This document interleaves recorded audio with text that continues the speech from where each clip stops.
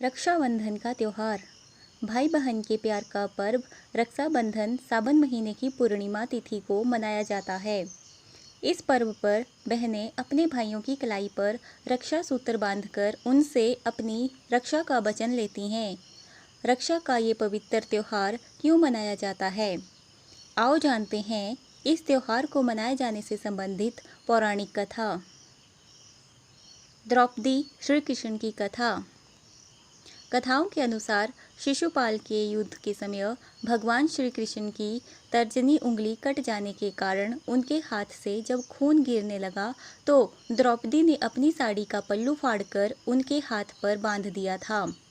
इसके बाद भगवान श्री कृष्ण जी ने द्रौपदी को उनकी रक्षा का वचन दिया था। इसी वचन के तहत द्रौपदी के चीरहरण के वक्त भगवान श्री कृष्ण जी ने उनकी रक्षा की। तब से इस त्यौहार को मनाया जा रहा है।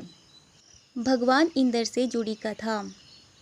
रक्षाबंधन को मनाए जाने के पीछे एक और कहानी देवताओं के राजा इंद्र और असुरों के राजा बलि से जुड़ी है। भविष्य पुराण के मुताबिक असुरों के राजा बलि ने जब देवताओं पर हमला किया तो इससे इंद्र की पत्नी सची काफ़ी व्याकुल हो गई थी।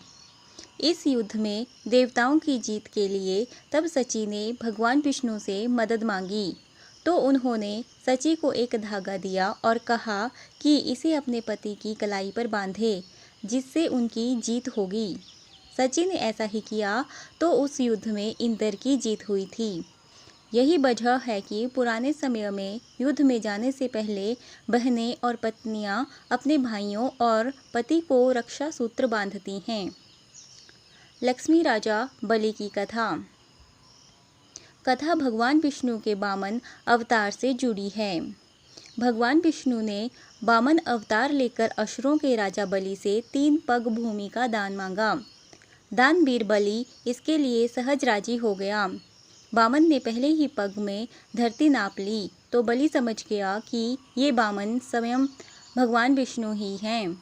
बलि ने विनय से भगवान विष्णु को प्रणाम किया और अगला पग रखने के लिए अपने शीश को प्रस्तुत किया।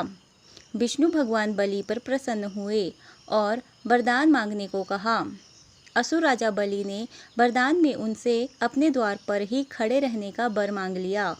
इस पर भगवान विष्णु अपने ही वरदान में फंस गए। तब माता लक्ष्मी ने नारद मुनि की सलाह पर असुर राज बलि को राखी बांधी और उपहार के रूप में भगवान विष्णु को मांग लिया। रक्षाबंधन का महत्व। इन कथाओं के माध्यम से ये पता चलता है कि रक्षाबंधन में कलाई पर राखी या रक्षा सूत्र बांधने जाने के साथ ही उसके बदले में मांगे और दिए जाने वाले वचन का बहुत महत्व होता है।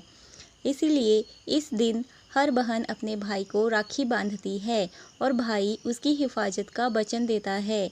बहन भाई की कुशलता और सफलता की कामना करती है।